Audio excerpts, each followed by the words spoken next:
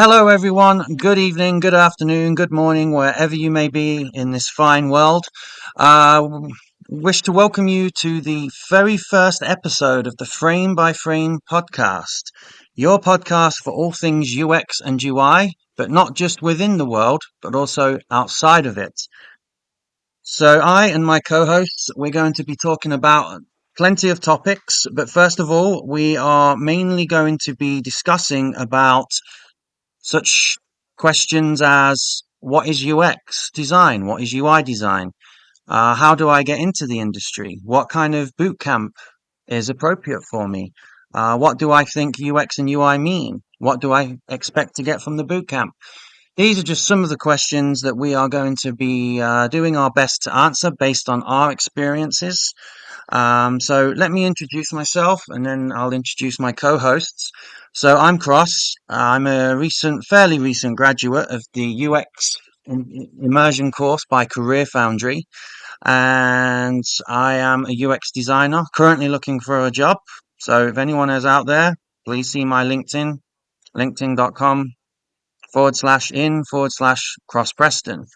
And I'd like to introduce my co-hosts, Zach and Will. So please, guys, take it away. Introduce yourselves and let our audiences know more about you guys. Who wants to go first?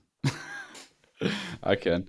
Yeah, that's fine. My name's Zach, and I'm also a recent grad of the UX course at Career Foundry. Um, let's see. I spent a lot of time as a graphic designer, approximately 18 years, and I did UX a little bit freelance while I was actually learning the rules of UX and UI. Um, how is it? What did I think it was when I first signed up? Well, as a graphic designer, I was looking something more in the tech field to get into maybe web design, and that is not really what that is at all. But the more I learned about UX and the more I was reading and different books I was picking up, it made it very clear that UX design was designing everything around what you see. So what you see is just one aspect, but the UX was all the decisions that got you to that point. Um, and I think as far as a boot camp is a great opportunity.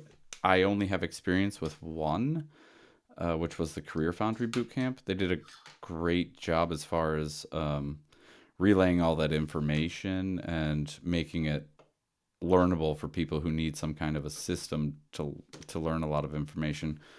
But the thing is, I also know a lot of self taught UX designers, and they're all capable. I think it's a little harder to break into the industry at that point, though. I don't know how you guys feel about that, but I think as a self taught, you really have to just bank on freelance for a while.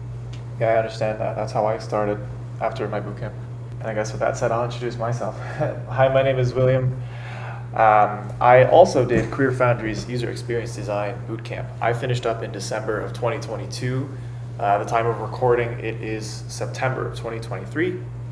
So I've been in the market for a little while. Um, so just to give a little background on myself, I am relatively young considering most bootcamp grads. I'm 26.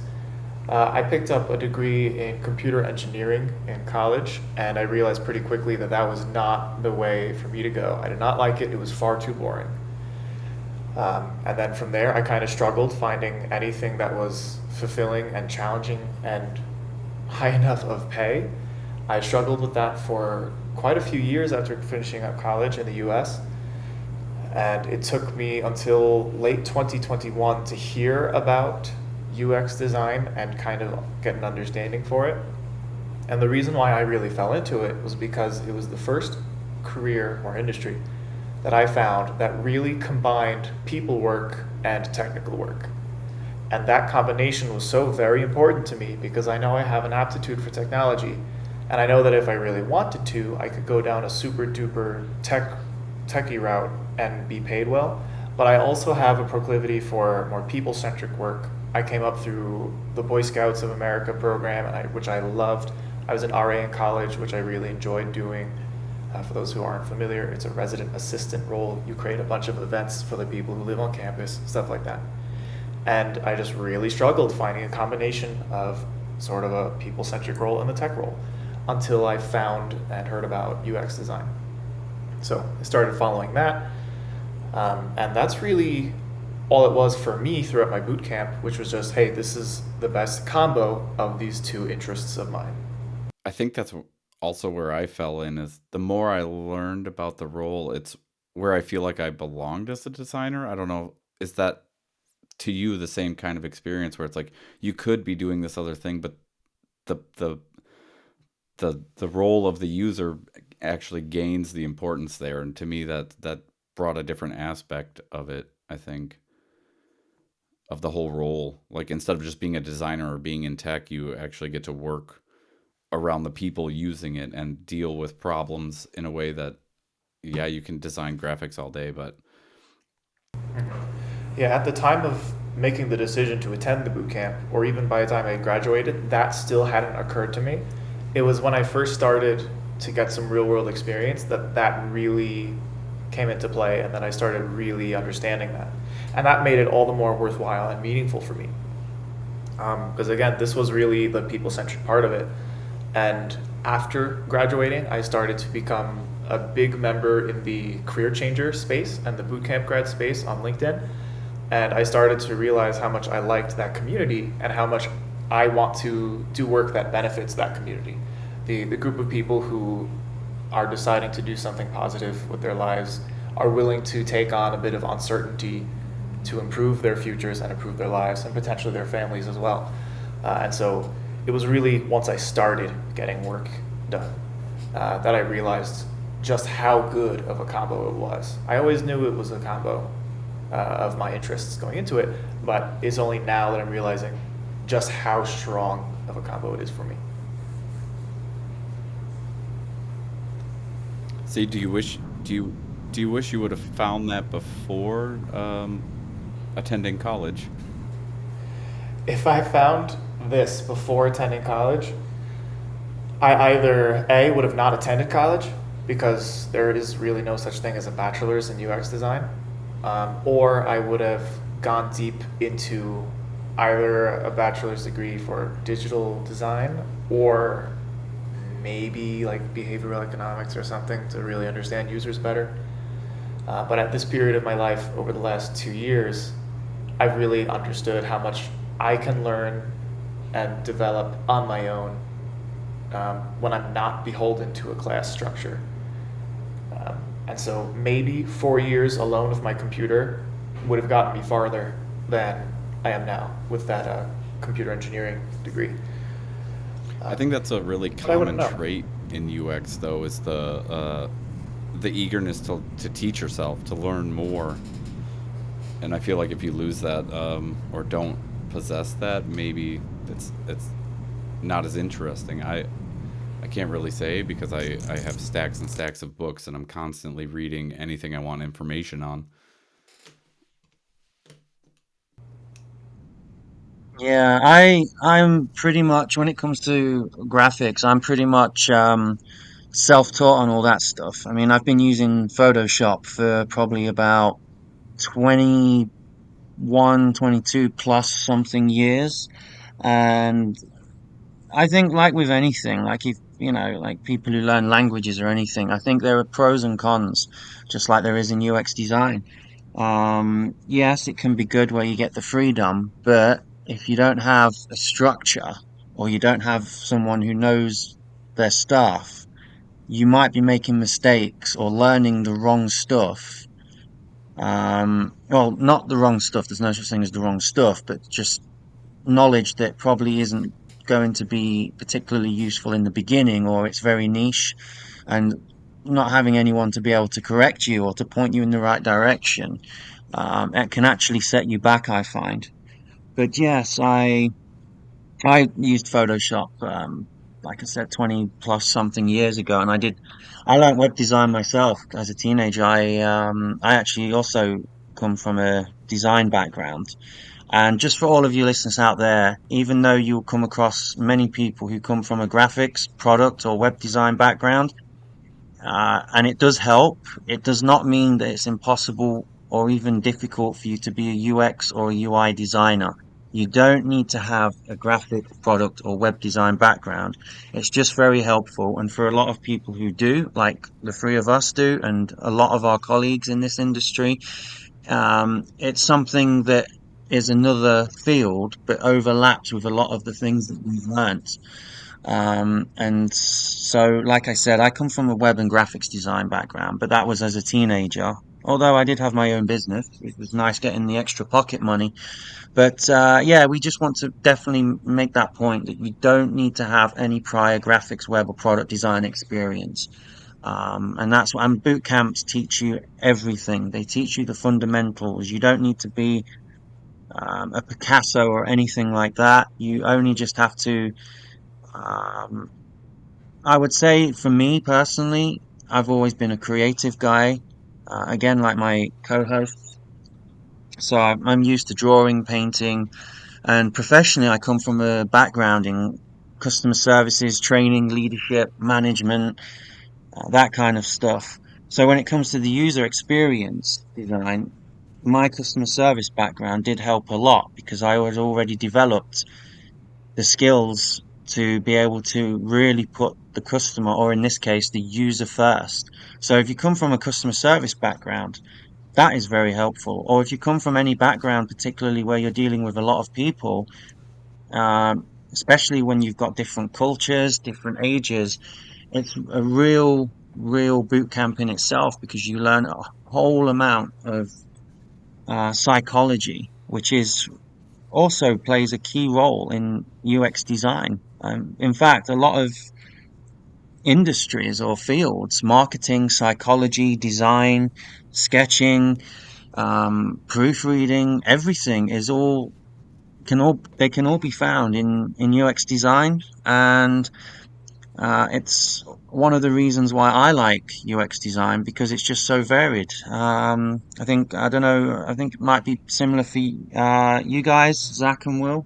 What do you think about that? How it incorporates many See, different the UX disciplines. field is so vast. There's no one avenue you can take, and that's something that I mean, you're aware Yeah, of it, but even now in my role at my company, I'm involved in so many aspects of the UX process that I'm finding things that I didn't know that I liked so much before, or things that really interest me now, like design systems. I'm a huge design systems nerd. I could play with design systems all day and develop tokens for Figma and organize why things are the way they are and what the rules are and make sure that onboarding new designers goes easy. To me, that's at the moment probably one of my favorite things I have to do. Um, and that's again, that's just one tiny corner of this huge field, and I think that's something that boot camps they try to get that point across, but you don't see it. Like it's so big, you just don't see it. So I don't, yeah, I yeah, don't think you yeah. have to be a designer. Yeah, You I you think can be that's a true. computer scientist and get involved in research. You can get involved in all sorts of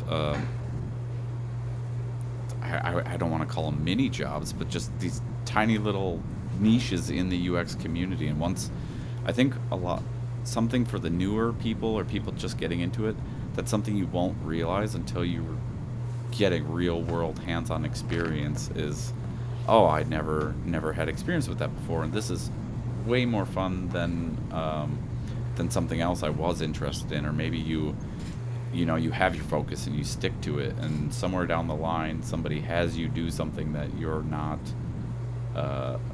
it wasn't your thing, and now all of a sudden you found I call it little pockets of joy. Like there's something I find in a job that I normally didn't see myself doing, and I actually like doing it now. Yeah, I think there's something for everyone in UX and UI design. Absolutely. I almost find it similar to being like a scientist, with how there are a million different kinds of science. You could be working with actual glass tubes and chemicals and stuff in a lab. You could be working with gravity and light You could be peering through a telescope, or even like psychological or behavioral scientists. UX can exist in really any industry. It can really exist in any capacity. And really all it is just a set of methodologies that you could employ in any work environment. Because for my understanding of UX, I think it's just a fancy way of saying, oh, I use the scientific method of just hypothesis, research, experiment, analyze, repeat. Yeah. 'Cause that's really all we do. But I think UX is more of the how do I use the scientific method when it comes to creating products sort of thing. I think it's a fancy wrapper around the scientific process that's used in like the product creation world. So here's something fun. I don't know how often you guys have thought about this. When I first got into UX and I learned what we were doing for digital products, Disney has been doing for real world products for God knows how long, and I don't know why nobody promotes the real world market, or you don't hear more about it, like designing waiting systems, how your store functions when people have to wait in line, or how you check out an actual checkout and not a digital checkout. Yeah, I know Disney invented that a system of distracting people who are in queues for their resorts. Yeah, it was a pretty nifty system. But actually, I think that what we call UX design, or what we call the scientific approach, I think it's actually been around since, man's been on the planet. I mean, even designing a wheel, I mean, you take a caveman who sort of designed that spherical object. It was a case of, oh, this moves. You don't have to push it. You push it initially, and then it rolls off with momentum. And then, so I think every era, I mean, even building the pyramids, that would have taken some idea and planning and thought into it. So I would say user experience and even UI, user interface design, has been around since as long as man has. It's just that obviously nowadays, it's sort of become at the pinnacle of its own legacy, as I call it, because it's just it's becoming so prevalent that it's really something that is just essential. So where Absolutely. wh- another question is, I see a huge shift in the market right now. People that were so-called UX UI designers are now transferring to product design and development. And my question is, Yeah, where is that line in the sand between both? Just in case people listening, maybe they are here for the UX UI and they're thinking about product design or product management. Like where do you draw the line between the two? Because I know currently in my role, I'm doing a mix of both. Like you're somewhere between project manager, product developer, and designer, and a UX UI designer. Like your role is really, I don't want to say vague, but you do have to cover quite a few areas, especially in startup sized companies where you might be the only designer. You might be one of two designers. I think that's a really tricky one. Well, first, of course, it comes down to the company and their naming structure. Um, of course, a product designer at one company could be doing the same thing as a UX designer at a different one. But the way I've heard it from like different career coaches and stuff the most, and this may be right, this may be wrong, is that product designers are usually a little bit more seasoned and that they do more using agile workplace methodologies than UX people do. I'm sure that's probably true for some organizations, maybe some big ones, but I'm sure it's not the same for all. For example, my real world experience, I didn't even have a title. I was just helping out a startup. It was just, hey, we got to get this product on the ground and running, and hopefully get a a profit one day. I didn't have a title. It was just do what needed to be done and use my UX training while I did it. So, of course, there are massive differences between the big companies and the startups.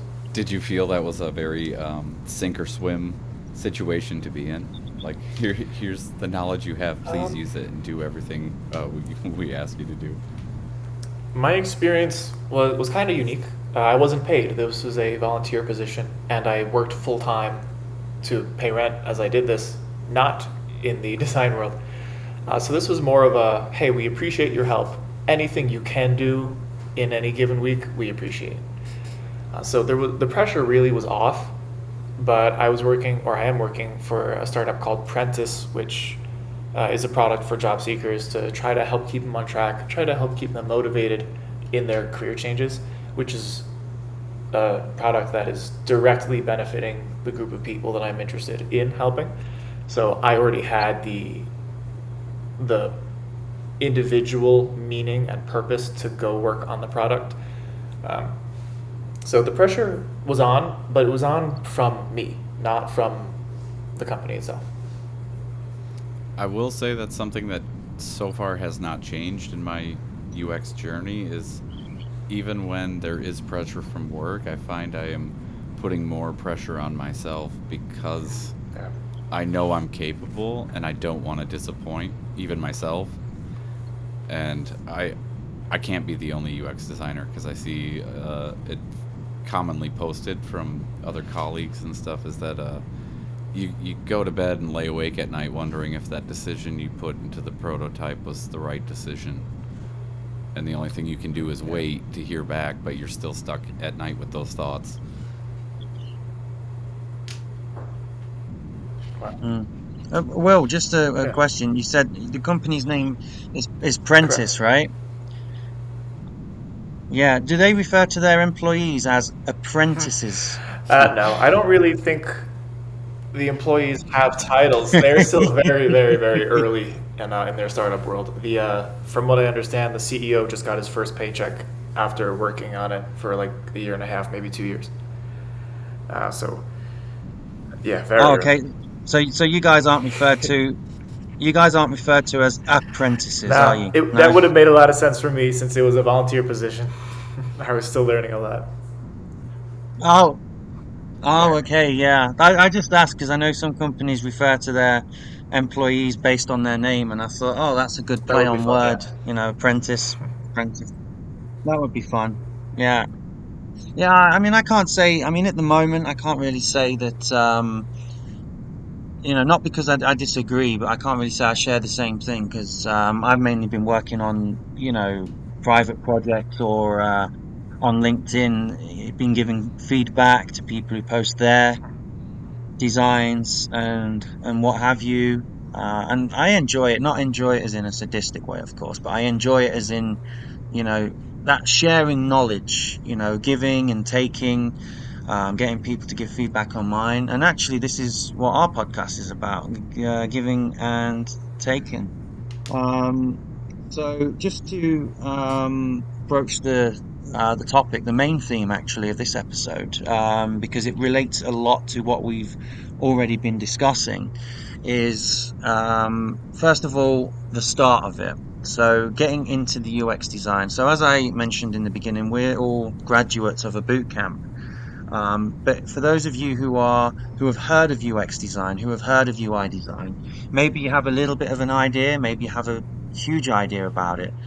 But for this episode, what we want to give you guys and girls and everyone basically, we want to just give you what we how we felt and what our experiences were before we actually well, not even just started the course, but deciding which boot camp to go, and also the avenues of how to join a boot camp, because there are generally just two ways. You either pay for them out of your own pocket, them being the courses, or I don't know what it's like in other countries, but here in Germany, you can actually get what is called a Bildungsgutschein or a training voucher.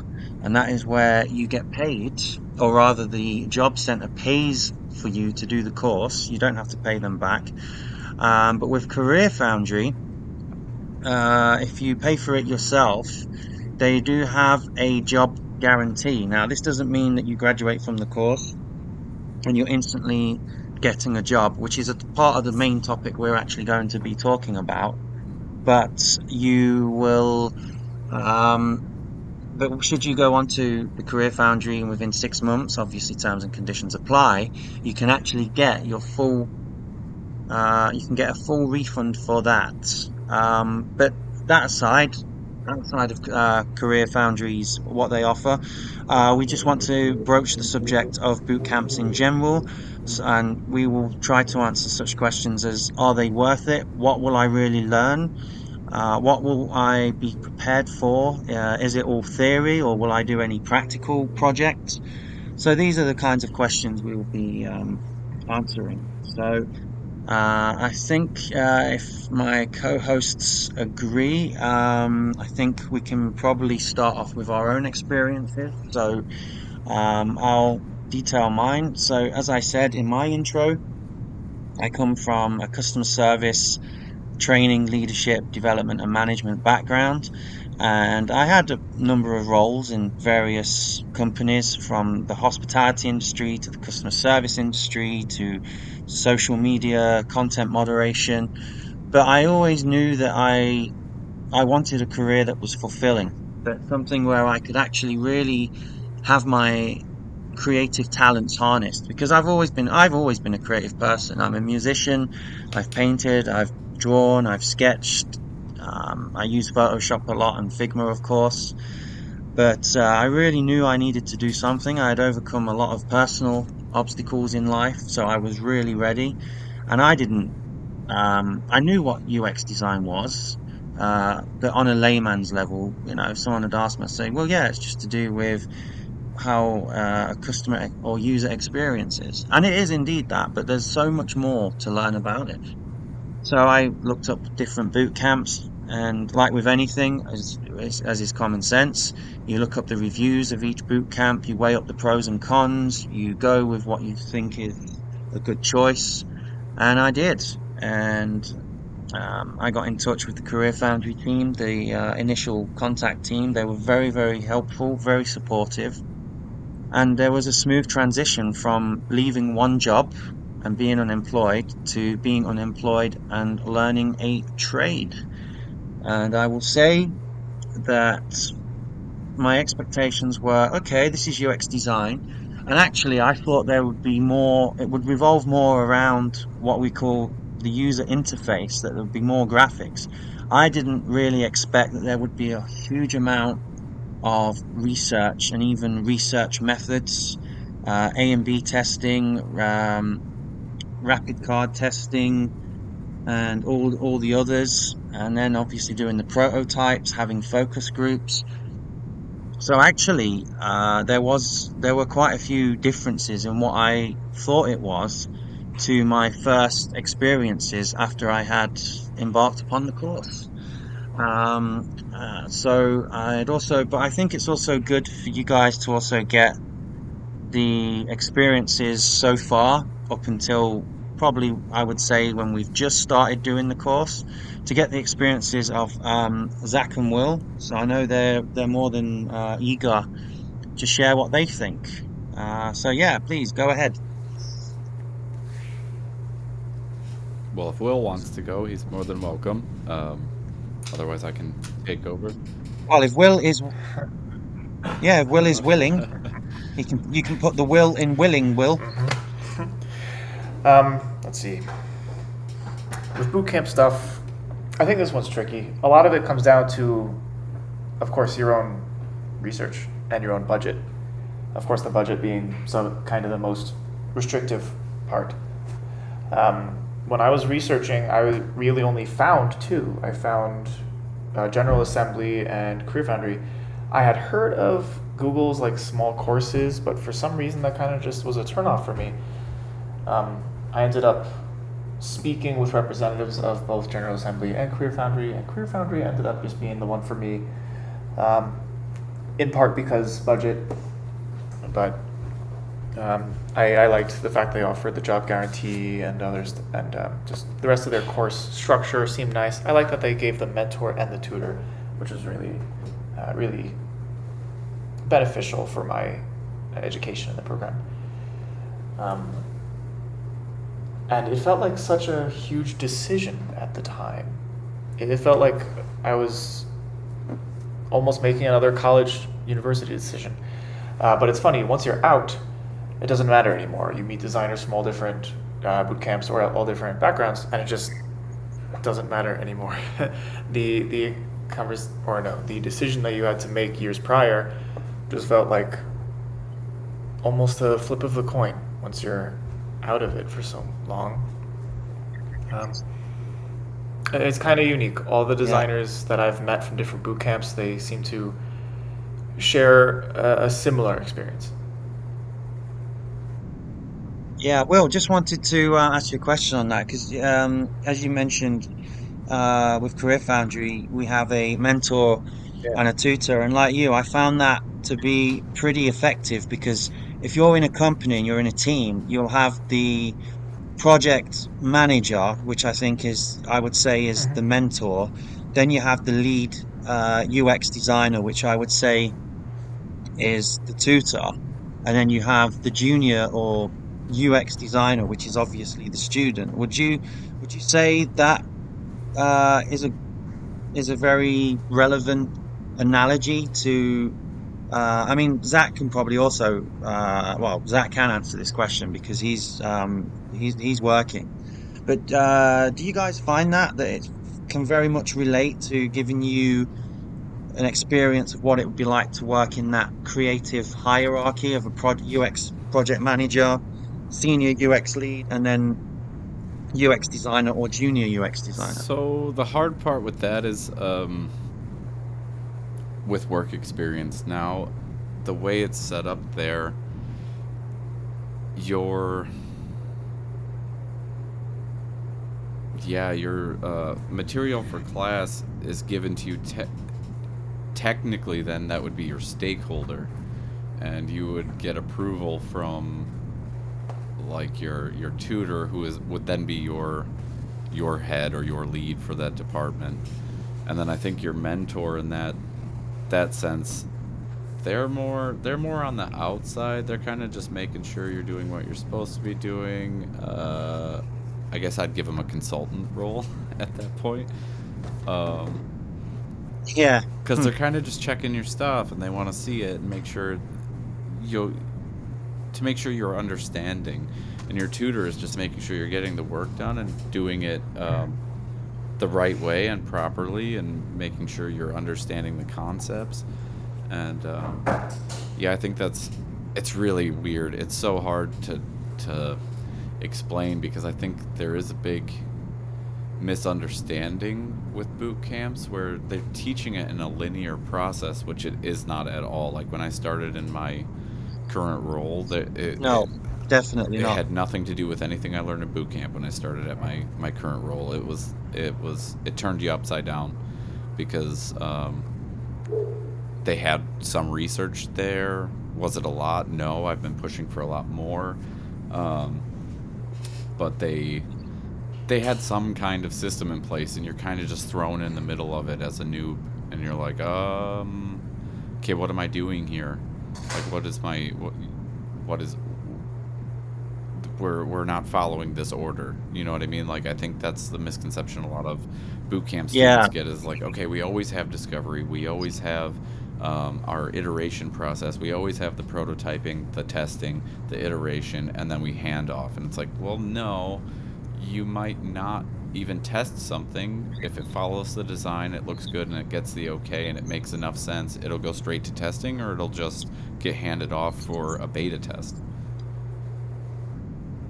Yeah, yeah, it's not linear in the sense of what you learn, but it's not linear in necessarily as in that is the exact process you're No, going all to those, be yeah, all fulfilling a the, role for a company. But it's like with music though, I mean I remember the first time I played live with a group, on bass, and you can play along to your favorite songs, whether you learn by ear, you read, or anything. And then like you think, okay, yeah, I've got this.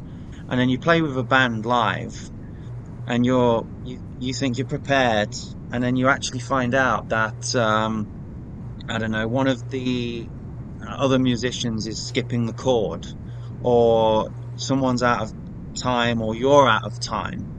And I think it can be a lot like that. It can be pretty daunting in the beginning. I mean, listening to you, Zach, what you've said and the conversations we've had before is the for any boot camp, the syllabus does not necessarily reflect, and I'm not saying this in a No, critical way or it's anything. not It's just negative, that but I in the real world, I say the real world, I mean in an actual job, like you said, you might not need to do the A/B testing. You might not need to get lots of user journeys. The research could have already been done, and you just need to design some wireframes based on it. yeah, and I think I I almost wish the boot camp could get you ready for that, but they can't. So their job, which is why this is not a negative comment to the boot camps, it's more they're teaching you the process. They're teaching you the methods to use. They're teaching you the best way to get something done and in some fashion of Yeah, organized process.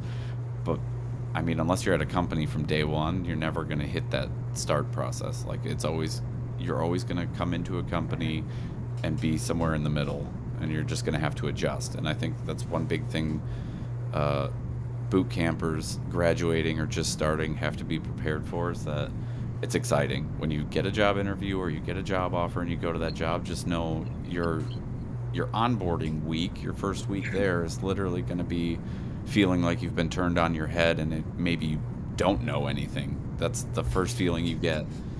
yeah, So, yeah, and I think it's also as well, just to add to that, Zach, I think is even if you're getting another job in the field, like a couple of the jobs, the trainer jobs I had, when you join a new company, it might even be a different area, but they also have their own ways of doing things. So even if you have the experience, not just theory, but theory and experience, or just experience, it can still feel like that as well. That you think, oh, okay, this is a little bit different to how I was training, or the content needs to be delivered in a different way, that kind of thing. So I think it's always a case of whichever company you join. Like if I were a UX designer and I'm going from one design company to another, sure, I'll have the experience, but it doesn't necessarily mean that I'm going to just fit in right away. Um, yeah, I think that's pretty much what I would say on it. Actually, just I mean, you've said it well and succinctly, anyways. That, but I really do agree with that. I think it's not just the theory side. It's also, like I said, if you have experience, it can still be daunting when you go into a new company because they may do oh things yeah, differently. I think every company is going to function differently. It just depends on who's running your team at that point. Yeah, yeah. I mean, that's why we have different management methods. We have different ways of delivering. We have different, they all have different definitions of what a good KPI is, for example. Or, the stakeholders may have different views to another company's Yeah, and I don't stakeholders. know. I can't recall if it was said at all during the boot camp, but I definitely would tell anybody who's still in a boot camp or thinking about a boot camp, don't stop at UX. Try to get your feet wet in development because your developers will become your best friend. I think I'm on the phone with our lead developer 3 to 4 times a day. Yeah, definitely. And actually, just to so that all of you who are listening to this, you don't because I have come across where some people think that UX design involves programming. It doesn't. You don't need to know how to build a website with HTML, C++, JavaScript, or you don't need to know Python or the React program, but it is good to get a bit of information about it so that you can get more on the programmer's level. So even though you won't be able to necessarily program, you'll be able to, I would say, develop yourself to understand the limitations that developers have and the things that they can do, because then you really get to mesh and you get overall, I think, a better See, and it's product. important to never be afraid of asking dumb questions because I've probably asked a million dumb Yeah, questions in my life, but I've always made it a point if I don't understand something, I'm going to ask. And if I still don't understand it, I'm going to ask. Maybe in a different way, but I'm going to ask. And I've noticed my Yeah, lead developer and definitely. I have a great relationship because he knows he can explain something to me, and if I don't understand, he's going to get another call or a message from me, and it's going to be questions that are a bit more informed than they would have been if he hadn't explained something to me in the first place. Yeah, definitely. I used to say to all of the trainees I had when I was giving um, the training sessions, I would always say at the start something such as, please, if you have any questions, no matter how dumb you may think they may be, there's no such thing as a dumb or stupid question here. I'd rather you ask a question, even if it's obvious, and you understand so you're able to make fewer mistakes than to suffer in silence and try to tough it through. Because in the end, actually, and I also say this from experience, that if you just try to tough something out because you don't want to lose what you perceive as face, or you might have a bit of pride, it actually really sets You'll you back. Well, you'll it do holds you yourself a back. disservice and actually do some damage as well. So Exactly. And you'll also not be as effective in doing the job because you don't have the understanding. Um, so even outside of UX, you know, if you're thinking of joining a boot camp, if you've got a million questions, ask the customer service team for the boot camp or the enrollment team. They would also tell you there's no such thing as a stupid question, even if the information's on the website. You know, perhaps you need it explained in another way. Perhaps you need extra clarity. There's no such thing as a dumb question at all. I don't no, and think, even anyway. before I did the boot camp, I was doing freelance graphic design here in Germany, and our the company that I was doing freelance for, they were getting more and more into web design, and they're like, "Oh, you're interested in UX? Okay, see what you can find out and try to make some adjustments. That's on you, though. You're not our official UX designer, but it would help." And then that's when I really started getting into it. But because I hadn't started a course, and that's when I was just researching courses, um, I actually found it really helpful to get on LinkedIn and just start asking. I didn't care who, if they were UX and they were posting information, I was happily asking questions. It's so easy to send a message, and the worst thing that can happen is they don't answer you. I've never met a Yeah, yeah. I've You're never not. You, never met a designer ever in the UX field. I shouldn't say graphic design because that's a different beast, but I've never met a UX designer so yeah, far who was rude or made you feel little for asking questions and just wanting information. Most of them will help you out, or they'll say, I really don't know, or I don't have time, or maybe you just never get an answer back. And sometimes I understand way better now because we're just busy. There's 80% of my day that I don't even look at my cell phone because I have my head buried in research, or I have my head buried in Figma, or I'm talking in meetings and trying to get stakeholders on board with an idea. Like there's yeah, I wouldn't take it personally when somebody doesn't answer you, but it never hurts to reach out in a DM on LinkedIn. yeah, definitely. I mean, I mean, we're all subscribed to a lot of UX, UI relevant pages and groups, and you know, if we, you know, we've got colleagues who are graduating all the time. And sometimes I don't see that they've graduated until maybe 2 weeks after, just because of the sheer amount of notifications we get. But as you said, it doesn't mean that we don't care or we're not interested. It's just that we don't see it. And I can imagine that developers or anyone in a role is going to get bombarded with questions. It's perfectly And normal. I think in UX design, maybe it's just in most of the designer's nature, but you're looking out for other people. They're people, and you want to respond, and you want to help, and you want to make life easier for other people. So when I have never had a problem answering questions if I have time. Yeah, yeah, for sure. You have to move things along. Again, I mean, I can only relate to when I was a trainer. You know, it's not that any of their questions were dumb or irrelevant, but if you've got people asking lots of questions about the same thing, I mean, it was different because we had the training groups weren't just one on one. There was like one on 6, one on 10, one on 15. So of course you can get the answers, even if you don't ask a question, you might have had that question in mind. So yeah, you do have to move things on. If someone's asking the same question, you have to kind of think, well, is our progress being hindered here?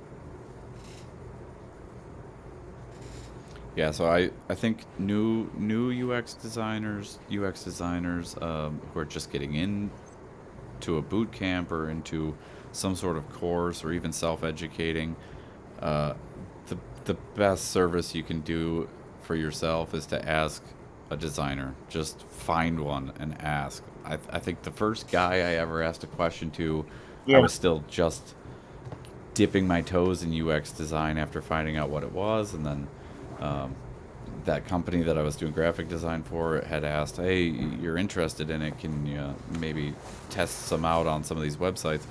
The first guy I asked, I had no idea who he was. I ran across him on LinkedIn. I checked out his portfolio, and I saw he worked for a company where I knew another person on LinkedIn, and I was like, I'm just gonna ask this guy, and I was like, hey, can you like give me some pointers, like take a look at what I've designed, and he was super helpful, and he's like, anytime you need anything, just reach out.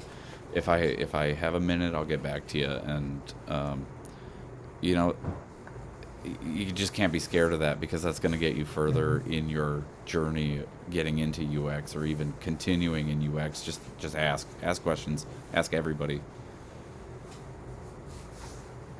Absolutely. And getting into that habit of asking questions can also really benefit you when it comes to doing your research.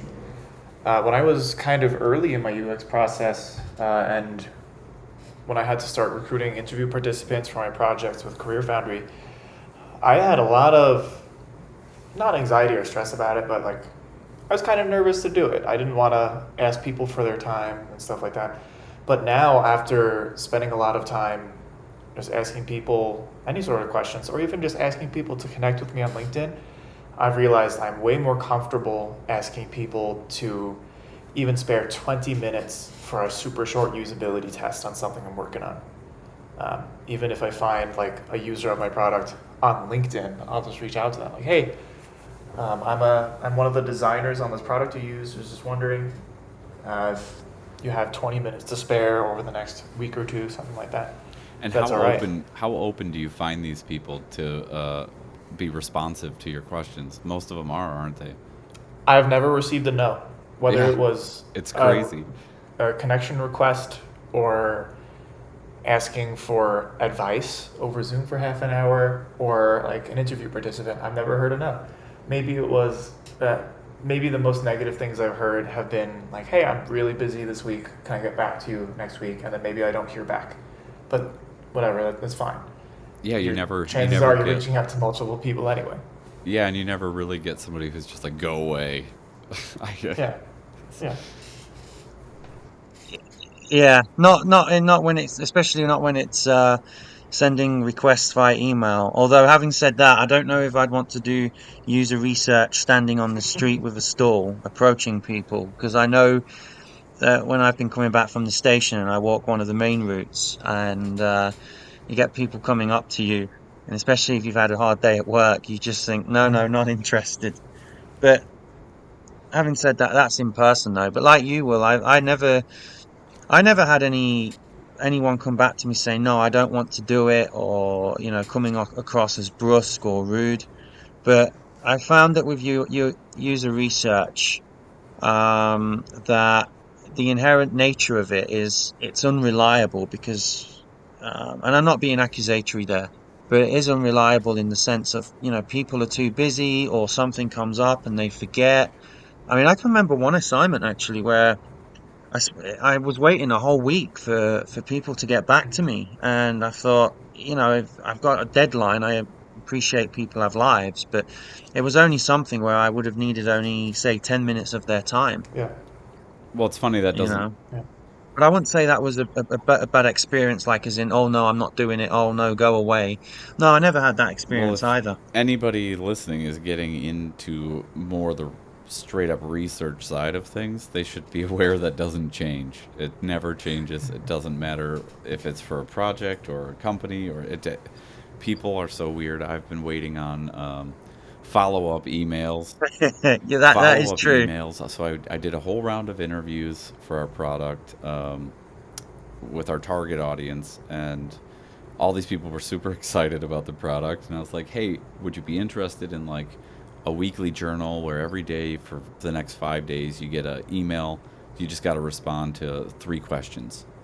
One is the date. One is I won't dig into what we're doing, but give me some information about your current role in your job and what was the most difficult part about what you had to do today, because our product is supposed to help these people. And I think out of the Yeah. 5 or 6 people that I did the emails, I got 2 back. I got 2 full 5 days. The rest was like one answered for 2 days, one answered one time, and then just a no go for the last people. And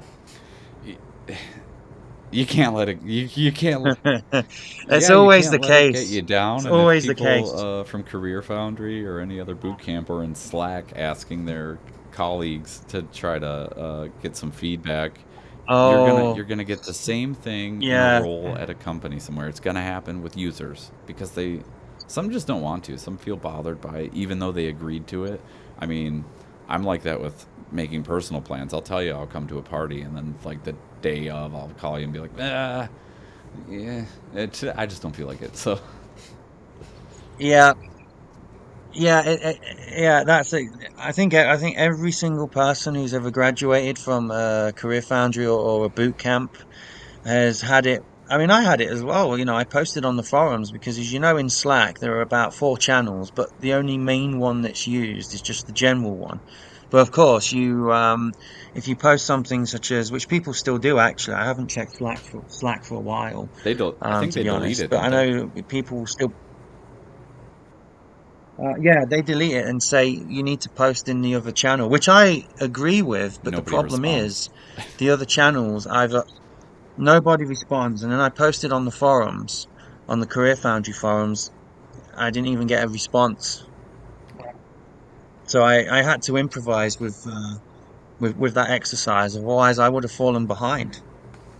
Yeah, you know what? You actually reached out to me for for feedback on one of your designs, and at the time I was That is working full true. time and stuff, and it took That is me true. I think about a week to get back to you. And I know that you were doing the program full time, right? Yeah, yeah, Gotcha. So full you were time. able Yeah. to move much faster than anyone who's doing it part time. And so by the time I got back to you, you were certainly on to the next thing. So yeah, I totally understand how you had to improvise.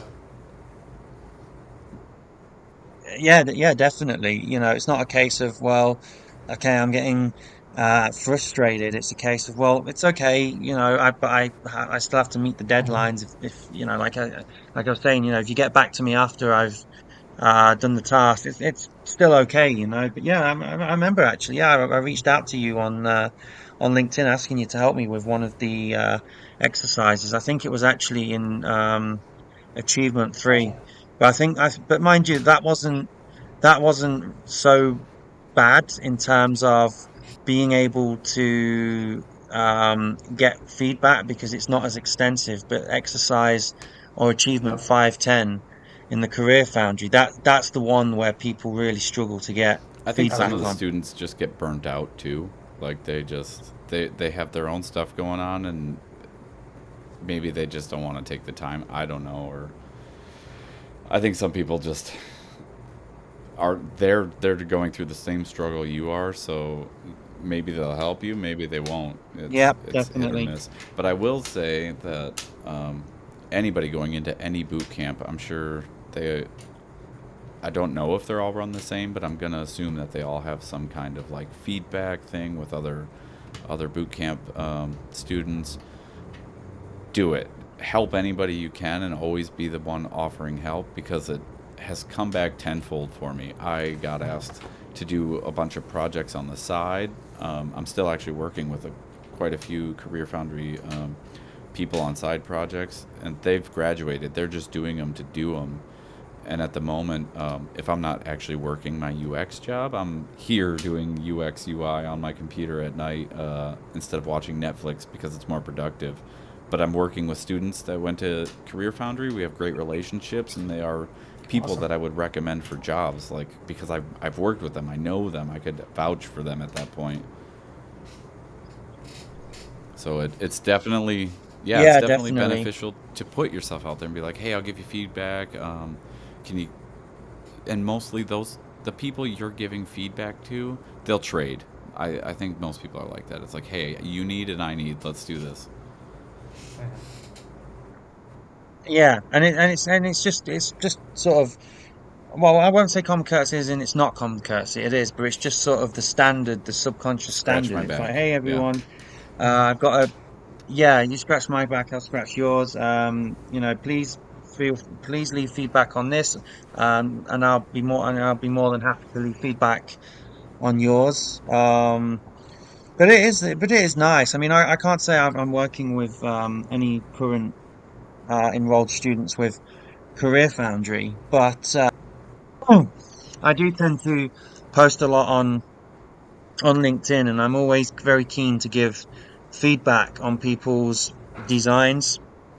So based on what I've learned from Career Foundry and also my own experiences in graphics and web design, I'm always very eager to help people with their designs, such as, well, I don't really recommend white text on yellow because it's not user friendly. So use a dark color, or at least if you're going to do that, add a stroke to the text so it stands out, so people's eyes aren't having to work extra hard to do something which is going to come across as having to decipher rather than scan.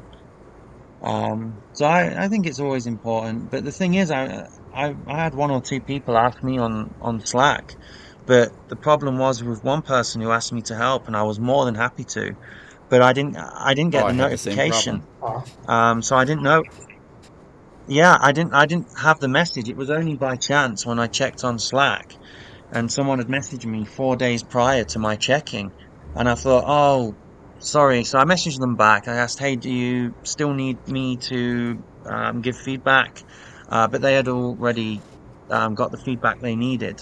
I mean, I wouldn't say I feel bad as in, because I couldn't do anything about it. I just didn't get the notification from Slack that someone had messaged me. Otherwise, I'd have been straight in there to Mhm. help them. Um, but yeah, I think it's always important to always help people, when they're new. And that's what I like about the impetus for us doing this podcast is, we can actually relate to people who are thinking or are doing a boot camp. Well, I'll already offer my assistance if any boot campers are listening. You just gotta locate me on LinkedIn because I'd never check my Slack anymore. I Same. don't. It's on my phone, but I don't check it. Yeah. Yeah, I never check Slack now. I mean, I only just opened it because we mentioned it, but no messages or anything, nothing really new in the channel. No, but it's really beneficial. I found for later if you're just communicating with other people in your boot camp because you never know. I mean, they say you meet somebody twice in your life, so it could be somebody later that's like, oh man, I did a project with him or he gave me some feedback and I need help with this. Let's see if they're able to help because they helped before, and then you never know. You might meet them again and they have a great offer for you that you didn't expect, or even if it's just a side project, it could turn into potentially something later.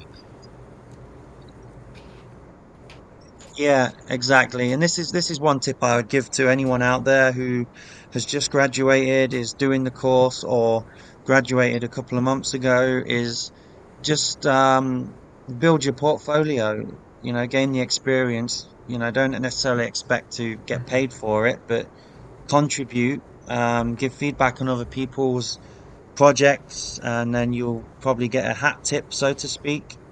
And it's just, you don't really need to spend anything to get experience. Just help out where you can. Just build your portfolio, not just your own project portfolio, but a portfolio of experience. As in, for example, I will say if it's in any interview or if I'm talking about myself, I'll say, yeah, I'm very active on the UX or UI groups and pages on LinkedIn because I'm very keen to give my ideas to learn from other people and take their ideas. So always be willing to just get involved in UX, UI, and also do it. I think it's important to have a passion, like with anything. I mean, for me, as I said earlier, I've always been into the creative arts, and I have a real passion for this kind of stuff, and that's why actually I like UX design. And sure, my expectations going into it are different from my experiences coming out of the boot camp, but actually, going through the boot camp, I have even more of a passion for it because I fully understand it. And I can do things where I can work with people. I'm sure it's the same for all of us out there in the field, um, where you can actually, it's nice knowing that that you'll possibly make a positive change in someone's life by making it easier, by designing an app and being part of that process and opening the creative envelope, so to speak, in order to come to create a really good product. Well, even Um, I mean, is that something you guys would even say as well, to an yeah, and even extent, in the at least? situation of the reason we're doing this podcast, or the reason I'm always open to give feedback or help somebody on a project, send me a Figma link. Let's do this. Show me your design system. Let's go. Because you you gain experience working with people. You're helping somebody out, and later it might come back. Just they might get a job because of a project you worked on together. What better help could you be for somebody? Right, of course. Yeah, exactly. And yeah, yeah. Sorry, Will. Sorry, Will. I was just agreeing. Yeah, but I also like Zach said, by all means, if you're working on a project, send me the Figma link. Look me up on LinkedIn. Feel free to also connect with me. Send me a request. Send me a message. Say asking if you need feedback. Just type in Cross Preston. I'm the only one on there. I'd be very surprised if there was anyone else who also had that name, to be honest. But yeah, please feel free to reach out to me, connect with me, send me a message. And I'm also very happy and eager to help anyone out there with their designs and the creative process.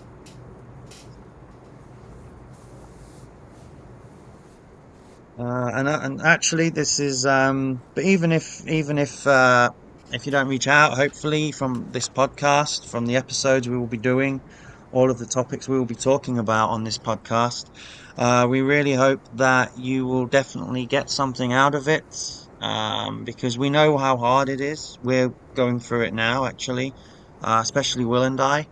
We are going through it now where it's tough. We are looking for jobs. We are trying to break into the market, but we really want to also help others to get into the market. So this isn't just an information podcast. This is also a support podcast so that we can share our experiences and that we can have all of you listen at once, so you know that you're not alone, because the job rejections, for example, that we've all gone through, we're all going through, really takes its toll on you. Never underestimate how a simple rejection can impact you, because it's not just the one, it's 200. when you get one and then two and three and Yeah.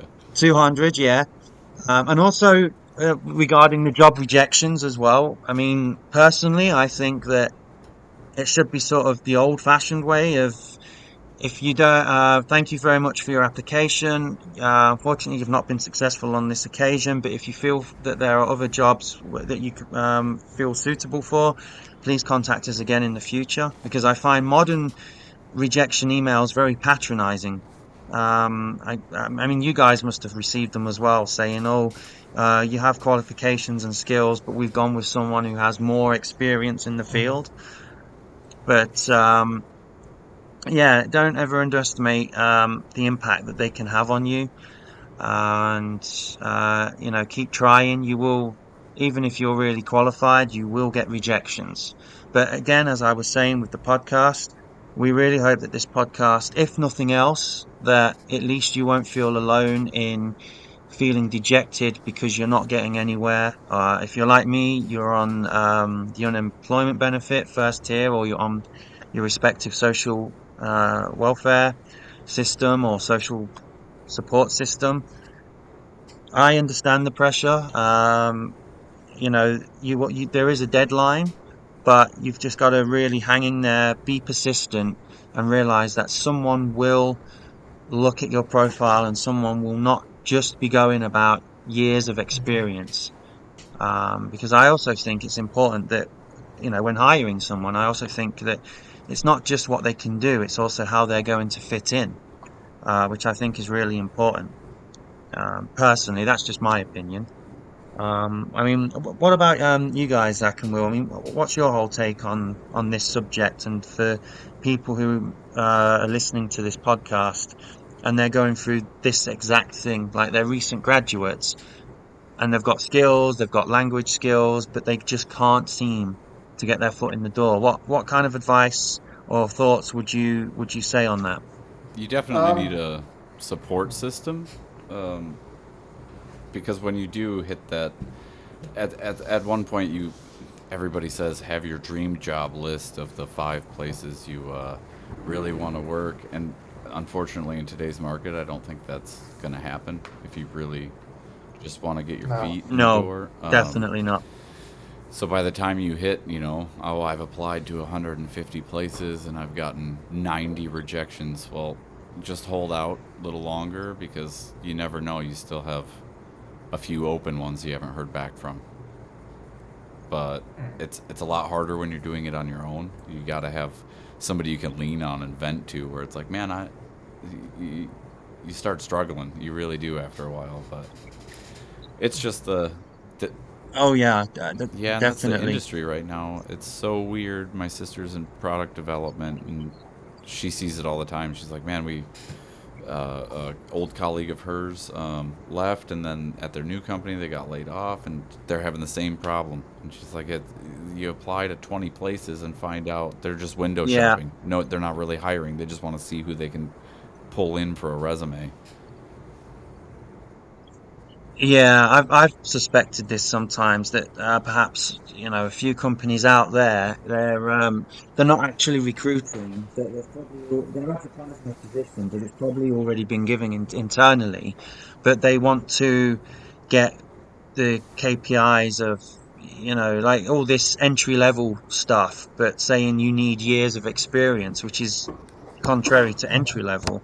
I think it's more a case of, hey, let's see how many people we can get, and we can say, hey, our company is really popular, people like it. And I think, well, actually, it's maybe some people do, but a lot of people out there maybe are becoming, I don't want to say the word desperate, but sort of really longing for that chance. I mean, now quite a lot of the jobs I see entry level, but they want years of experience. So it's like, okay, we'll pay entry level wage, but we will want you to be the equivalent of a senior UX designer. And I'm thinking it just can't and shouldn't happen like that. However, as you said, Zach, on LinkedIn, I see more and more people being laid off.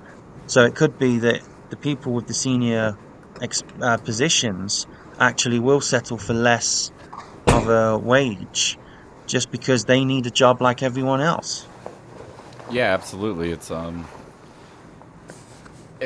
I think And I think it's a Well, I think they're dangerous trying to trend. correct a salary bubble that happened to take place when they needed UX designers. And people still do, but then I don't know, you see mass layoffs in design departments, and then in 2 years from now, you're going to see a struggle to get designers in there. And they should have just Yeah, kept definitely. them I on think in it the first place. exactly. I remember about, I think 5 or 10 years ago, the recruitment industry really exploding and people were jumping on that bandwagon, and recruitment was the sort of hot potato.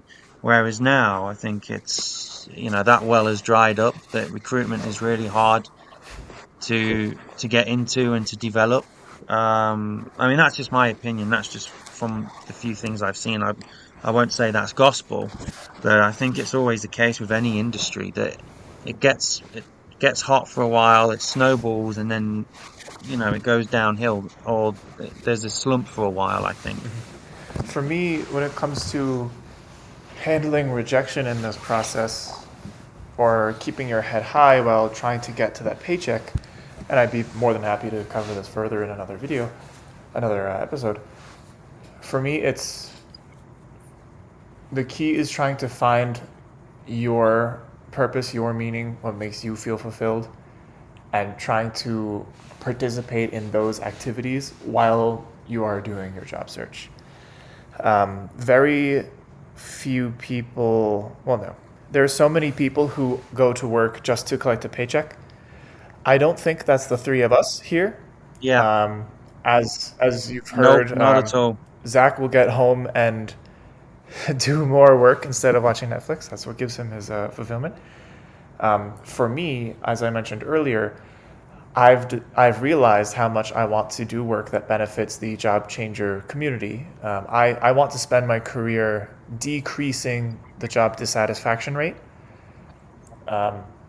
Like, I know what it's like to dread Monday mornings. I don't think anyone should have to live like that. Oh And yeah, unfortunately, a lot of people definitely, to do. dread Monday mornings and look forward to Friday afternoons. Yeah, definitely. And just, I would love to spend my career helping people move away from that. And so, what I am doing on the side during my job search is just meeting with people who are in boot camps, or posting content on LinkedIn, or posting content on my YouTube. Just to, this makes me feel good and fulfilled that I'm helping people in this community that I want to work for while doing my job search. So I'm still able to hold my head high. Of course, I still need to work any job to make a paycheck. I'm a server at a sushi restaurant right now, and it helps put a roof over my head. It is not what I want to be doing for my Hmm. career, but I know that I am doing what I want to do on the side. And that's something I never found with my previous career aspirations. And so I think I'm truly in the right place now, and it helps keep me patient and positive that I'm able to do what makes me feel fulfilled. And so I think as long as you're able to find that thing for yourself, then you'll be okay. You'll be able to keep the patience and the positivity. There will certainly be days where those things slip and you feel sad, or maybe you just have to read books or play video games or watch TV for a week or two, take a break, and that's okay. But as long as you Yeah, have those things that keep you yeah, fulfilled, you'll be okay. Yeah, we'll definitely have to cover this yeah. subject because I had a whole system for keeping myself sane, and even that at one point started to break down because any system that's tested and tested and Yeah, tested will eventually give. But no, it's yeah, if I exactly. understand correctly, I think that's what William the uh, your volunteer project was.